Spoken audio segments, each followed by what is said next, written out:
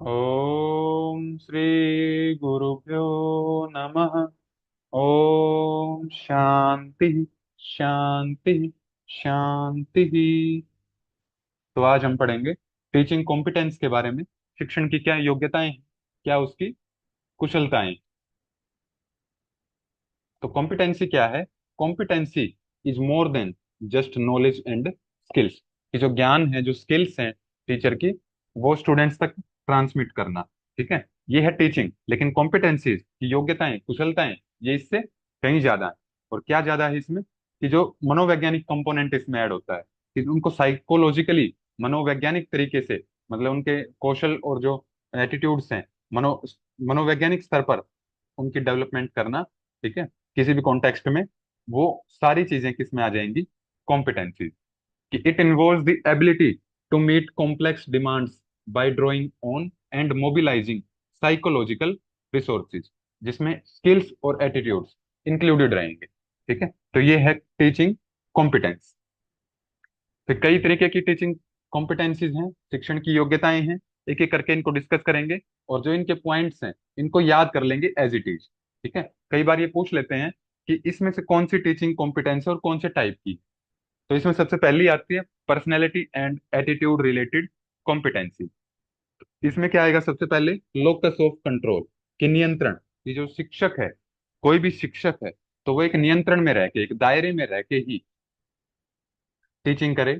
ऐसा नहीं है कि स्टूडेंट्स ने कुछ सवाल पूछ लिया उस टॉपिक से अलग या फिर उस टॉपिक से रिलेटेड, तो उसमें अपना नियंत्रण खो दे। ठीक है, तो एक अपने दायरे में रहकर, बिल्कुल अपने एक सेंटर लोक, जो उसका लोकस ऑफ कंट्रोल है, उसके इर्द गिर्द रह के टीचिंग करे। Self efficacy. सेल्फ एफिकेसी का क्या मतलब है? कि जो उसका पढ़ाने का तरीका है वो प्रभावकारी। ठीक है, फिर दूसरा आता है लॉजिकल एंड क्लियर। कि जो जो भी टॉपिक कोई भी टीचर पढ़ा रहा है, वो एक तर्क तार्किक बुद्धि, कि उसमें अलग अलग एग्जाम्पल्स लेके, तर्क देके, अलग अलग लॉजिक लॉजिक लगा के उसको अच्छे से, उसका बारीक से बारीक, मतलब माइक्रो लेवल तक उस टॉपिक को क्लियर कर देना। तो ये आता है लॉजिक में। फिर क्लियर, कि स्पष्ट रहे कि उसको क्या पढ़ाना है और क्या उस टॉपिक के बारे में नहीं पढ़ाना है, तो उसमें क्लियर रहे। कॉन्फिडेंट हो। अब टीचर को अगर नॉलेज होगी उस सब्जेक्ट की, उस टॉपिक की, तो वो कॉन्फिडेंट रहेगा पढ़ाने में। और अगर उसकी नॉलेज कम होगी उसको, तो अटकेगा बीच बीच में। ठीक है, उतना कॉन्फिडेंस उसको नहीं आएगा उस टॉपिक को पढ़ाने में। उत्साही हो, एंथुजियास्टिक। उत्साही होना चाहिए। ऐसे नहीं है कि बिल्कुल डिप्रेस मूड में उस टॉपिक को पढ़ा रहा है बच्चों में। ठीक है, तो वही जो वाइब्स हैं वही बच्चे कैच करते हैं, तो वो लेक्चर क्या हो जाता है फिर बच्चों के लिए? बोरिंग हो जाता है। तो पूरा उत्साह के साथ, पूरी एनर्जी के साथ उस टॉपिक को पढ़ाए। ठीक है, तो टीचर को क्या होना चाहिए? एंथुजियास्टिक भी होना चाहिए। तो ये आती है personality and attitude related competency. फिर अगला आता है बिहेवियरल और वर्क रिलेटेड कॉम्पिटेंसी। इसमें क्या आएगा? कि टीचर को पहले प्लानिंग, हर एक चीज, जो भी सब्जेक्ट उसको, जो भी टॉपिक पढ़ाना है, उसकी पूरी प्लानिंग करनी है पहले। ठीक है, क्लासरूम से एंटर करने से पहले, जिसको तीन जो फेज भी बताई गई है टीचिंग की। ठीक है, आगे करेंगे वो, कि फेज क्या है टीचिंग की।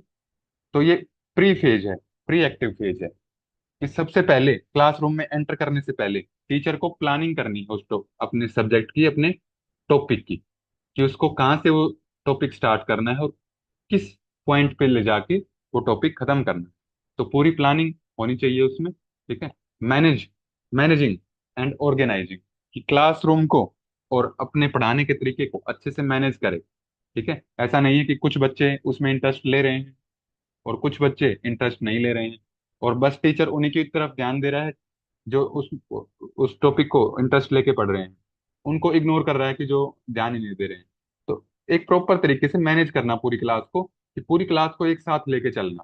ठीक है, वो आ जाती है मैनेजिंग। मॉनिटरिंग, बीच बीच में मॉनिटर करते रहना कि कौन बच्चा पढ़ने की कोशिश कर रहा है, कौन डिस्टर्ब करने की कोशिश कर रहा है क्लास को। तो मॉनिटरिंग भी बहुत जरूरी है बीच बीच में। और कम्युनिकेट करते रहना चाहिए बीच बीच बीच में बच्चों से। ठीक है, जो भी टॉपिक पढ़ा रहे हैं तो उसके बारे में बीच बीच में पूछते रहना चाहिए कि क्या पढ़ाया। ठीक है, इसमें से क्या समझ में आया, क्या नहीं आया समझ में। तो कम्युनिकेट बीच बीच में करना चाहिए। तो इवेलुएटिंग, जब टीचर ने प्लान कर लिया क्लासरूम में एंटर करने से पहले, फिर क्लासरूम में एंटर करने के बाद ये आ जाती है इंटरेक्टिव, जिसमें इंटरेक्शन करेगा टीचर स्टूडेंट्स के साथ, मैनेज करे, मॉनिटर करे और कम्युनिकेट करे।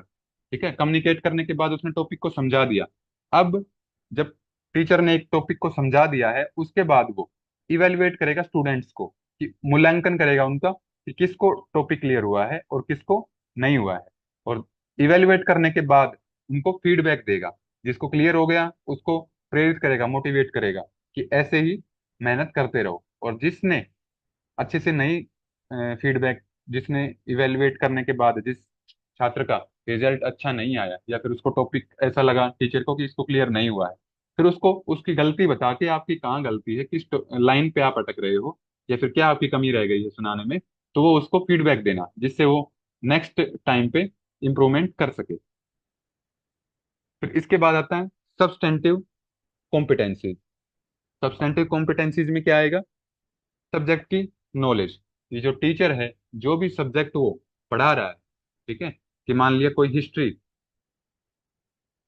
पढ़ा रहा है कोई टीचर, तो हिस्ट्री का उसको अच्छे से ज्ञान होना चाहिए, हिस्ट्री का उसको आगे पीछे का सब पता होना चाहिए। ठीक है, तो सब्जेक्ट की नॉलेज होना बहुत जरूरी है। साक्षरता का स्तर, कि जो लिटरेसी लेवल है टीचर का, सब्जेक्ट नॉलेज तभी होगी जब उसका लिटरेसी लेवल अच्छा होगा। ठीक है, लिटरेसी लेवल अच्छा नहीं है तो सब्जेक्ट नॉलेज भी उसको नहीं मिलेगी। तो ये दो पॉइंट्स सब्सटेंटिव कॉम्पिटेंसीज में आपको याद करने हैं। फिर फोर्थ आता है स्टाइल रिलेटेड कॉम्पिटेंसीज, कि टीचर का तरीका क्या है पढ़ाने का, उसका शैली क्या है। कुछ टीचर होते हैं एक फिक्स शैली पे काम करते हैं, कि क्लासरूम में गए, अपना टॉपिक खत्म किया, क्लासरूम से बाहर आ गए।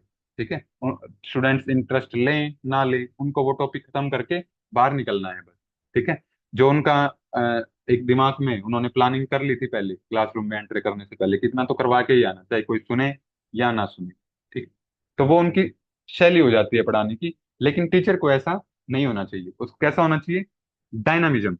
डायनामिज्म यानी कि गतिशीलता, कि स्टूडेंट्स के अनुसार वो फ्लेक्सिबल हो, कि स्टूडेंट्स इंटरेस्ट नहीं ले रहे हैं तो थोड़ा सा टॉपिक को इंटरेस्टिंग बना के उनको सामने पेश करे, या फिर अगर उनको मन नहीं है उस टॉपिक को पढ़ने का, तो उनके साथ कम्युनिकेट करके उसी टॉपिक को, कि क्यों मन नहीं है, उसका कारण समझ के, ठीक है, उनका डाउट्स दूर करके फिर उस टॉपिक को पढ़ाना। यानी कि स्टूडेंट्स के अनुसार वो फ्लेक्सिबल हो टीचर, ऐसा नहीं है कि एक फिक्स पैटर्न पे वो काम करे। फिर ऑर्गेनाइज, ऑर्गेनाइज करें पूरी क्लास को, अपनी प्लानिंग को ऑर्गेनाइज करें, उसके अकॉर्डिंग वो पढ़ाए। ऑर्डरली, यानी कि जो भी उस टॉपिक को पढ़ाना है, जिस भी टॉपिक को पढ़ाना है उसको, कि मान लिया पहले किसी सब्जेक्ट में 10 चैप्टर हैं, ठीक है, उसको ये लगता है कि पहले फर्स्ट चैप्टर इंपॉर्टेंट है, फिर उसके बाद थर्ड चैप्टर इंपॉर्टेंट है, दोनों रिलेट करते हैं एक दूसरे से, कि फर्स्ट अगर समझ लिया और उसके बाद तीसरा चैप्टर पढ़ लिया तो जल्दी समझ में आ जाएगा। ठीक है, दूसरा चैप्टर बीच में नहीं भी हुआ तो कोई बात नहीं, उसको बाद में कर लेंगे। तो ये एक पूरा ऑर्डर तैयार करना अपने सब्जेक्ट का, कि उसको कैसे पढ़ाना है। तो ये आ जाएंगी दो चीजें आपकी स्टाइल रिलेटेड कॉम्पिटेंसीज में। पहला है डायनामिज्म एंड फ्लेक्सिबिलिटी, और दूसरा है ऑर्गेनाइज्ड एंड ऑर्डरली। फिर पांचवा आता है सोशल कॉम्पिटेंसीज। सोशल कॉम्पिटेंसीज मतलब वो समाज में किस तरह से उस चीज को, शिक्षण को, जो उसकी कुशलता है उसको यूज करता है। तो पहली चीज है इसमें एम्पैथी। एक चीज होती है सिंपैथी। सिंपैथी मतलब सहानुभूति, कि मान लिया किसी को कोई प्रॉब्लम है, उसकी प्रॉब्लम को बस समझना कि अच्छा ये प्रॉब्लम हो गई है।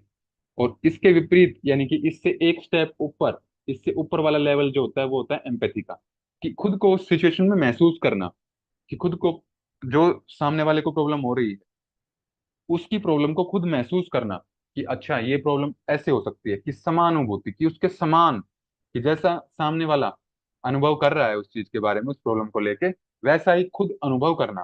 तो ये आती एम्पैथी में। फिर है सोशल स्किल्स, कि सोशल जो दायरा है, सामाजिक जो दायरा है, उसमें कैसे अपनी स्किल्स को यूज करना है, कैसे अपनी इंफॉर्मेशन को, कैसे अपने नॉलेज को ट्रांसमिट करना है दूसरों तक, तो वो स्किल्स भी टीचर में होनी चाहिए। इसके बाद आती है पर्सनल कॉम्पिटेंसीज। पर्सनल कॉम्पिटेंसीज में क्या आ जाएंगी टीचर की, जो खुद की होंगी। सेल्फ अवेयरनेस, कि खुद के बारे में अवेयर रहे, कि उसको कितना पता है और कितना चीजों के बारे में नहीं पता है, अपनी कमी, अपनी गुण और अपने दोष दोनों टीचर को पता होने चाहिए। ठीक है। सेल्फ रेगुलेशन, कि खुद को रेगुलर, आत्म नियमन, कि खुद को रेगुलर कर सके वो। ऐसा नहीं है कि क्लास का टाइम है 8 बजे का, ठीक है, और कभी वो 8 से पहले आ रहा है 5 मिनट, कभी आधा घंटा लेट आ रहा है, कभी आधा घंटा पहले। ठीक है। तो ये एक सेल्फ रेगुलेशन का एग्जाम्पल नहीं बनता है। जो भी क्लास का टाइमिंग है उसमें अपना एक नियम फिक्स करे पढ़ाने का, ठीक है, तो वो आ जाता है सेल्फ रेगुलेशन। बीच बीच में स्टूडेंट्स को मोटिवेट करता रहे, कि जिससे बच्चों में जो उत्साह है वो उस सब्जेक्ट के प्रति या फिर जीवन में आगे बढ़ने के प्रति बना रहे, तो बीच बीच में मोटिवेशन देना बहुत जरूरी है। तो ये आपकी टीचिंग कॉम्पिटेंसीज खत्म होती हैं। ठीक है। इसी से रिलेटेड एक टॉपिक जो बीच में किया था हमने थोड़ा सा, कि 3 फेजेज होती हैं टीचिंग की। वो 3 फेजेज कौन सी हैं? एक तो जो जब टीचर क्लासरूम में एंटर करेगा उससे पहले जो प्लानिंग चलेंगी उसकी, उसको बोलेंगे प्री एक्टिव फेज, यानी कि बिफोर एंटरिंग दी क्लासरूम। क्लासरूम में एंटर करने से पहले क्या उसने अपनी प्लानिंग की है, कि क्या उसको पढ़ाना है, कितना पढ़ाना है, कहाँ पे टॉपिक खत्म करना है, अगले दिन क्या कराना है। तो ये सारी चीजें किस में आ जाएंगी? प्लानिंग स्टेज में, प्री एक्टिव स्टेज में। फिर दूसरी है कि जब वो क्लास में एंटर कर जाता है, एक्चुअल स्टेज जो टीचिंग की स्टार्ट होती है क्लासरूम में एंटर करने के बाद। इसमें क्या करेगा टीचर? स्टूडेंट्स को जो भी उसका नॉलेज है, जो भी उसकी स्किल है, उसको ट्रांसमिट करेगा। ठीक है। उनको मोटिवेट करेगा। ये आ जाती है इंटरेक्टिव फेज। फिर इसके बाद आती है पोस्ट एक्टिव फेज, कि पढ़ा दिया है टीचर ने, उसके बाद का स्टेप, लास्ट स्टेप टीचिंग का क्या है? After completion of class, class के खत्म होने के बाद टीचर क्या करता है? इवेलुएट करेगा जो लर्नर्स, जो शिक्षार्थी हैं उनको, जो परफॉर्मेंस है उसका मूल्यांकन करेगा, उसको इवेलुएट करेगा, उसको चेक करेगा। ठीक है। और जो भी उनका रिस्पॉन्स होगा उसके अनुसार उनको फीडबैक देगा, प्रतिक्रिया देगा। तो ये आपकी फेजेज ऑफ टीचिंग है। तो इतना ही रखते हैं आज का। ओम श्री गुरुभ्यो नमः। ओम शांति शांति शांति।